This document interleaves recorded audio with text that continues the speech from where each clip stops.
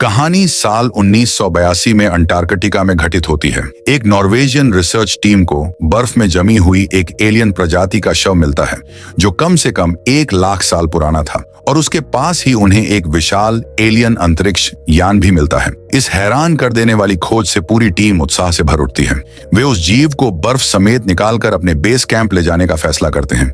उस पर गहराई से रिसर्च करने के लिए टीम लीडर डॉक्टर सैंडर खास तौर पर जीवाश्म वैज्ञानिक केट को बुलाते हैं। केट बेहद समझदार और तेज नजर वाली महिला है।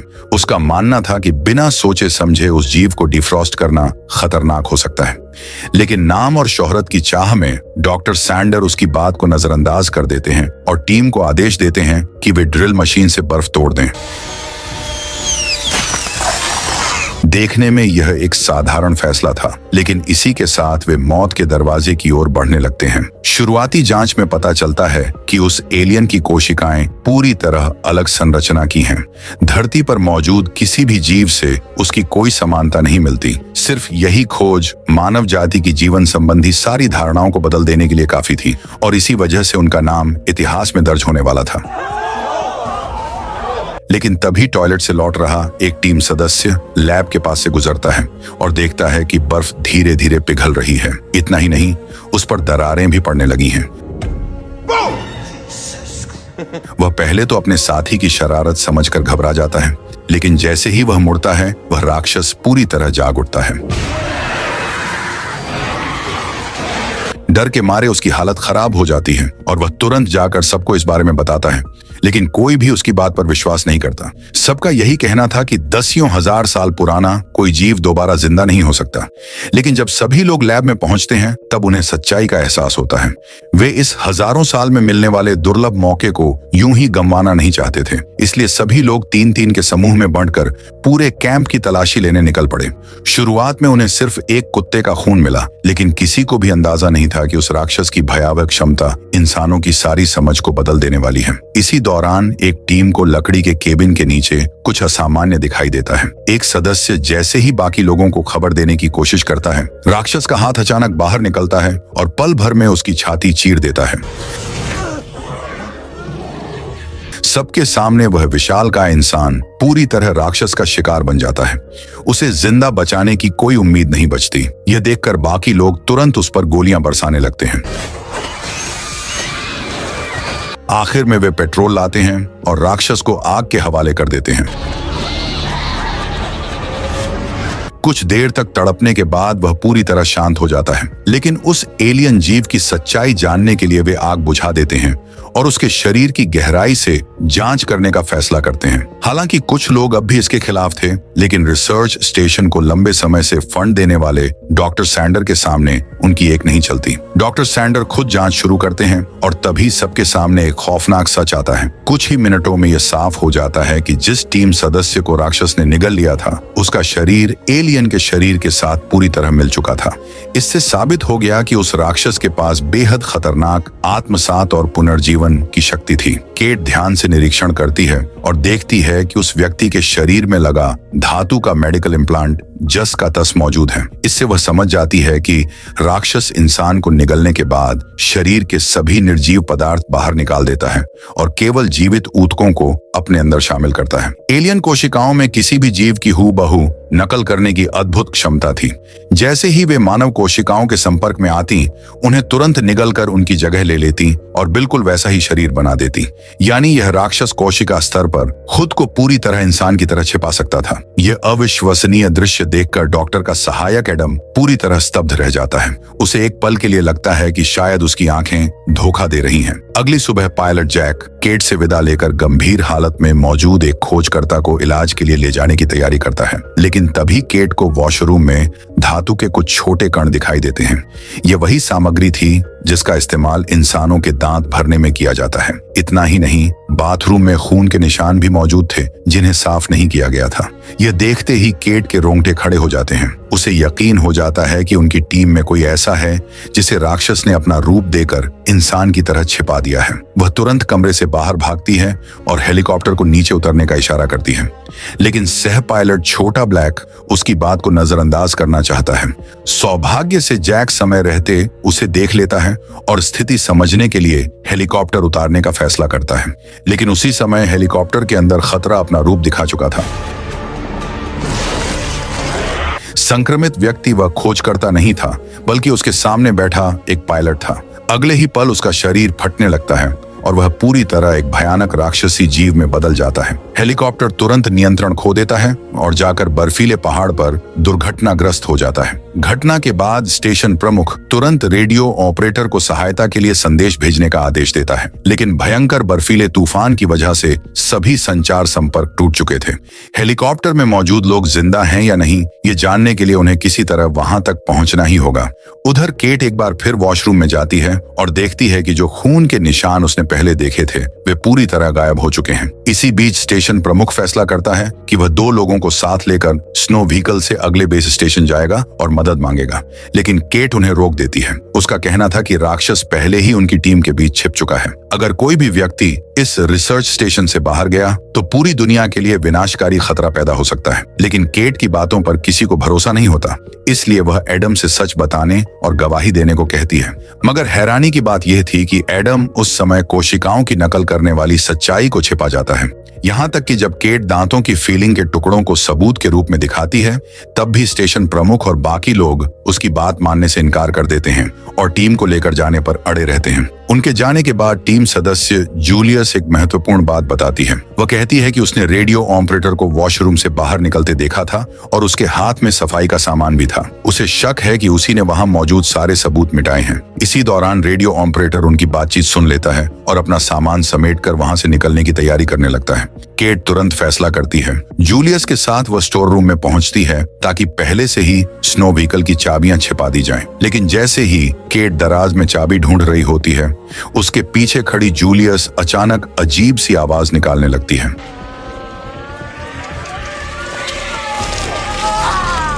अगले ही पल उसकी छाती फट जाती है और वहां एक भयानक दांतों से भरा हुआ मुंह उभर आता है। यह राक्षस न सिर्फ इंसानों का रूप धारण कर सकता था, बल्कि उनकी यादें और स्वभाव भी अपना सकता था। केट किसी तरह रैक को धक्का देकर गिराती है और मुश्किल से अपनी जान बचाती है।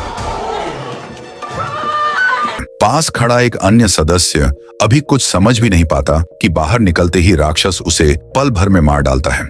शोर सुनकर बाकी सदस्य वहां पहुंच जाते हैं। अंदर से आती राक्षस की डरावनी आवाजें सुनकर आखिरकार उन्हें केट की बातों पर विश्वास हो जाता है। उसी समय लार्स भी फ्लेम थ्रोवर लेकर वहां पहुंच जाता है। केट सावधानी से दरवाजा खोलती है और सामने का दृश्य देखकर सभी दंग रह जाते हैं।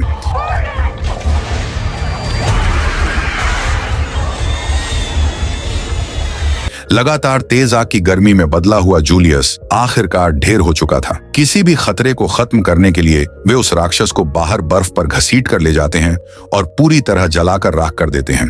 अब तक हुई घटनाओं ने सभी को एकजुट कर दिया था। यह राक्षस किसी वायरस की तरह था। किसी को नहीं पता था कि अगला संक्रमित व्यक्ति कौन होगा। इस समय सबसे सुरक्षित उपाय यही था कि सभी परिवहन साधनों को नष्ट कर दिया जाए ताकि राक्षस यहां से भाग न सके। संक्रमित व्यक्ति की पहचान करने के लिए पूरी टीम का रक्त परीक्षण करने का फैसला किया जाता है। केट और लार्स सभी वाहनों की वायरिंग काट देते हैं। इसी दौरान लार्स केट को एक राज बताता है कि उसके पास छिपाकर रखे गए हथगोले का एक डिब्बा है जो राक्षस से लड़ने में काम आ सकता है। लेकिन उनकी यह हरकत स्टेशन प्रमुख की नजर में आ जाती है। जैसे ही वे वहां से निकलते हैं, अंधेरे में 2 आकृतियां दिखाई देती हैं। वे और कोई नहीं बल्कि पीछा करने के बाद लापता हुए जैक और छोटा ब्लैक थे। लार्स तुरंत फ्लेम थ्रोवर तान लेता है क्योंकि उसका मानना था कि सामान्य इंसान उस हमले के बाद जिंदा नहीं बच सकता। लेकिन केट का कहना था कि अगर वे सचमुच बचे हुए इंसान हुए तो उन्हें मारना गलत होगा। इसलिए दोनों को एक छोटे लकड़ी के केबिन में बंद कर दिया जाता है ताकि जांच के नतीजे आने के बाद उनकी पहचान की जा सके। केट और लार्स जैसे ही केबिन से बाहर निकलते हैं, अचानक प्रयोगशाला में आग लग जाती है। स्पष्ट था कि किसी ने जानबूझकर राक्षस के अवशेषों को जलाकर नष्ट कर दिया था। खून की जांच की संभावना खत्म हो चुकी थी। इसका मतलब था कि राक्षस अब भी उनके बीच छिपकर यह खतरनाक खेल खेल सकता था।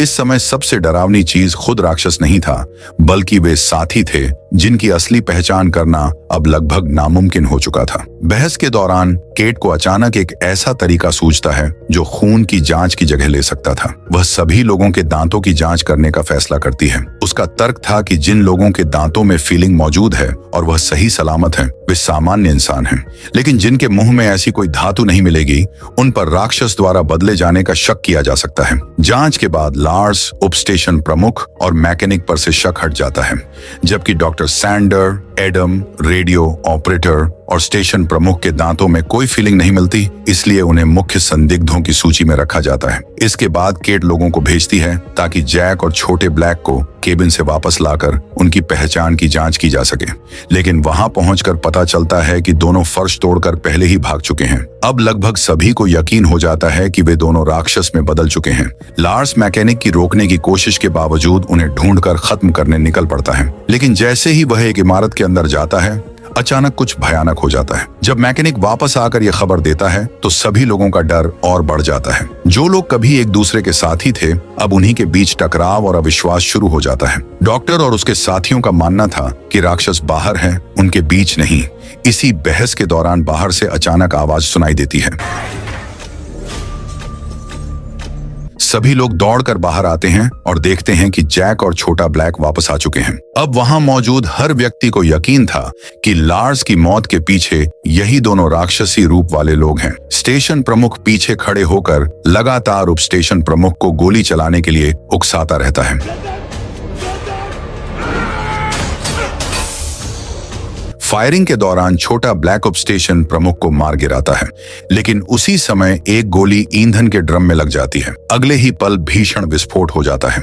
इस घटना के बाद हथियारों से लैस जैक और छोटा ब्लैक पूरे हालात पर नियंत्रण कर लेते हैं। सभी लोगों को मजबूर होकर मनोरंजन कक्ष में इकट्ठा होना पड़ता है ताकि आगे की योजना बनाई जा सके। लेकिन जब मैकेनिक और रेडियो ऑपरेटर बेहोश पड़े स्टेशन प्रमुख को संभाल रहे होते हैं, तभी एक और भयावह घटना घट जाती है। स्टेशन प्रमुख का बायां हाथ अचानक उसके शरीर से अलग हो जाता है और एक इंसान खाने वाले कीड़े जैसा रूप ले लेता है। वो बिजली की गति से मैकेनिक के चेहरे पर चिपक जाता है और अगले ही पल स्टेशन प्रमुख का पूरा शरीर भी भयानक तरीके से बदलना शुरू कर देता है। जैक उसे पहले ही आग लगाकर खत्म करना चाहता था, लेकिन एन मौके पर फ्लेम थ्रोवर खराब हो जाता है। तभी उस राक्षस के पेट से एक लंबा सा टेंटेकल बाहर निकल आता है, जिसे देखकर वहां मौजूद सभी लोगों के रोंगटे खड़े हो जाते हैं। दहशत के बीच एडम उसका पहला निशाना बनता है। डॉक्टर सैंडर डर के मारे तुरंत वहां से भाग निकलता है। वहीं छोटा ब्लैक राक्षस पर गोली चलाने की कोशिश करता है, लेकिन टेंटेकल उसकी छाती भेद कर उसका जीवन समाप्त कर देता है। उधर स्टेशन प्रमुख का शरीर लगातार बदलता रहता है और आखिरकार वह एक भयानक विकृत राक्षस में बदल जाता है, जो सीधे एडम की ओर बढ़ता है। इसी दौरान केट फ्लेम थ्रोवर को ठीक करने में जुटी रहती है। कुछ ही सेकंड के भीतर दोनों के सिर आपस में मिलकर एक हो जाते हैं। उधर केट जैसे ही फ्लेम थ्रोवर ठीक करती है, खतरा भांपकर राक्षस एडम को घसीटते हुए वहां से भाग जाता है। मैकेनिक को अपनी आंखों के सामने संक्रमित होते देखकर संक्रमण को फैलने से रोकने के लिए केट मजबूर होकर सभी बदले हुए शरीरों को आग के हवाले कर देती है। इस विनाशकारी हादसे में लगभग पूरी टीम खत्म हो चुकी थी। डॉक्टर सैंडर का कोई पता नहीं था और अब सिर्फ जैक और केट ही बचे थे। दोनों फैसला करते हैं कि किसी भी कीमत पर उस राक्षस का अंत करना होगा। वे सावधानी से हर जगह उसकी तलाश शुरू करते हैं। तभी रिकॉर्ड रूम की दिशा से एक दर्दनाक चीख सुनाई देती है। वहां छिपा हुआ डॉक्टर सैंडर राक्षस के हमले का शिकार हो चुका था। जब केट और जैक उसकी ओर दौड़ते हैं, तभी स्टेशन प्रमुख के शरीर से अलग हुआ बदला हुआ हाथ उन पर हमला कर देता है। यह कटा हुआ हिस्सा बेहद तेजी से चल सकता था और अपने शरीर को दोबारा जोड़ने की क्षमता भी रखता था। अब यह साफ हो चुका था कि सिर्फ आग ही उसे पूरी तरह खत्म कर सकती है। जैक अपनी कुल्हाड़ी वापस लेने की कोशिश करता है, लेकिन केट उसे रोक देती है क्योंकि उस पर लगे संक्रमित खून से संक्रमण फैलने का खतरा था। लेकिन जैसे ही वे रिकॉर्ड रूम के पास पहुंचते हैं, वहां छिपा राक्षस पहले ही हमला कर देता है। निहत्था होने की वजह से जैक तुरंत रसोई की ओर भागता है। वह एक बड़ा चाकू उठाकर अपनी रक्षा करने लगता है।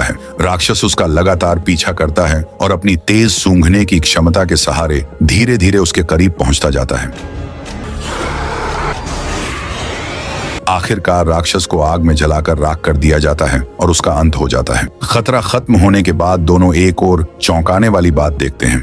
डॉक्टर सैंडर्स स्नो व्हीकल लेकर वहां से भाग चुका था। जैक का मानना था कि इस जानलेवा ठंड में अकेले बाहर निकलने वाला कोई भी इंसान ज्यादा देर जिंदा नहीं रह सकता, लेकिन केट किसी भी सुराग को छोड़ना नहीं चाहती थी। इसीलिए वह स्नो व्हीकल को ठीक करती है और तुरंत उसके पीछे निकल पड़ती है। दोनों उसके छोड़े गए निशानों का पीछा करते हुए आखिरकार डॉक्टर सैंडर की गाड़ी तक पहुंच जाते हैं। अब उन्हें पता चलता है कि उसका असली मकसद एलियन अंतरिक्ष यान को सक्रिय करके वहां से भाग निकलना था। तेज हवाओं के बीच सब कुछ लगातार सक्रिय होता जा रहा था। भागते भागते केट पूरी तरह गिर जाती है और आखिरकार नीचे गिर पड़ती है। जैक अपनी पीठ पर फ्लेम थ्रोवर लटकाए हुए था, इसलिए वह उसे बचाने के लिए किसी दूसरे रास्ते की तलाश करने लगता है। जब केट की आंख खुलती है तो वह खुद को एलियन अंतरिक्ष यान के अंदर पाती है। उसके सामने फैला हुआ अद्भुत और अविश्वसनीय दृश्य उसे स्तब्ध कर देता है। जहाज के भीतर मौजूद अनोखी संरचनाएं और चमकते हुए ऊर्जा तंत्र देखकर वह हैरान रह जाती है, लेकिन तभी उसके पीछे खतरा धीरे धीरे करीब आने लगता है। डॉक्टर सैंडर अब पूरी तरह एक विशालकाय राक्षस में बदल चुका था। हर नए इंसान की नकल करने के साथ वह और अधिक शक्तिशाली, भयावह और खतरनाक होता जा रहा था। उससे बचने के लिए केट तुरंत एक संकरे रास्ते में घुस जाती है, लेकिन दुर्भाग्य से वह रास्ता बंद था। अगले ही पल राक्षस का विशाल अंग उस सुरंग के भीतर घुसता है और केट डर से वहीं जड़ हो जाती है। जब राक्षस अपना अंग वापस खींच लेता है तब केट एक साहसिक फैसला करती है। उसे किसी भी तरह हथगोले तक पहुंचना होगा, तभी वह खुद को बचा सकती है और इस राक्षस को खत्म कर सकती है। वह बेहद सावधानी से हथगोला उठाने की कोशिश करती है, लेकिन तभी राक्षस दीवार तोड़कर सीधे उसकी ओर बढ़ने लगता है। आखिरी क्षण में केट हथगोले की पिन निकालती है और उसे राक्षस की तरफ फेंक देती है। अगले ही पल जोरदार विस्फोट होता है। राक्षस पूरी तरह नष्ट हो जाता है और यह भयानक आपदा भी यहीं समाप्त हो जाती है। लेकिन जब दोनों वापस गाड़ी में बैठकर निकलने वाले होते हैं, तभी केट को जैक के व्यवहार में कुछ अजीब दिखाई देता है। कैंप में पहले जैक के कान में एक बाली थी। उसी बाली की वजह से केट ने पहले उसे सामान्य इंसान माना था, लेकिन अब उसके बाएं कान की बाली गायब थी। इतना ही नहीं, जब केट उससे सवाल करती है तो वह गलत कान को छू लेता है। ये देखकर केट को सब समझ आ जाता है। अगले ही पल आग भड़क उठती है और जैक एक अजीब सी आवाज निकालता है। यहीं पर उसकी असली पहचान सामने आ जाती है। वह भी राक्षस का ही रूप था। अंत में केट अकेली स्नो व्हीकल तक पहुंचती है, लेकिन वह वहां से भागने का फैसला नहीं करती। इसके बजाय वह खुद को हमेशा के लिए उस बर्फीली धरती में कैद कर देती है, ताकि यह खतरा कभी दुनिया तक न पहुंच सके। अगली सुबह एक हेलीकॉप्टर मिशन से लौटकर रिसर्च स्टेशन पहुंचता है, लेकिन वहां का दृश्य पूरी तरह तबाह हो चुका था। चारों तरफ सिर्फ विनाश के निशान बचे थे। वहीं जीवित बचा रेडियो ऑपरेटर भी निराशा और हताशा में अपनी जिंदगी समाप्त कर चुका था। असल में लार्स मरा नहीं था। उस समय जैक ने उसे सिर्फ बेहोश किया था और उसका फ्लेम थ्रोवर छीन लिया था। बचे हुए लोगों में लार्स भी शामिल था। उसने भी सामने वाले की पहचान पक्की करने के लिए दांतों की फीलिंग वाला वही तरीका अपनाया। जब दोनों एक दूसरे पर से शक हटाकर निश्चिंत हो जाते हैं, तभी अचानक एक स्लेज कुत्ता वहां से दौड़ता हुआ निकलता है। लार्स तुरंत हेलीकॉप्टर में बैठकर उसका पीछा करने निकल पड़ता है। यहीं से कहानी सीधे 1982 की फिल्म दी थिंग की शुरुआती घटना से जुड़ जाती है। इस तरह पूरी कहानी एक परफेक्ट कड़ी बनाकर आपस में जुड़ जाती है। इस कहानी पर अब तक कुल 3 फिल्में बनाई जा चुकी हैं। पहली थी 1951 में बनी डियर थिंग फ्रॉम अंडरवर्ल्ड, दूसरी थी 1982 की द थिंग और तीसरी है आज की यह द थिंग प्रीक्वल फिल्म। आज की कहानी यहीं समाप्त होती है। देखने के लिए धन्यवाद। फिर मिलेंगे अगली कहानी में।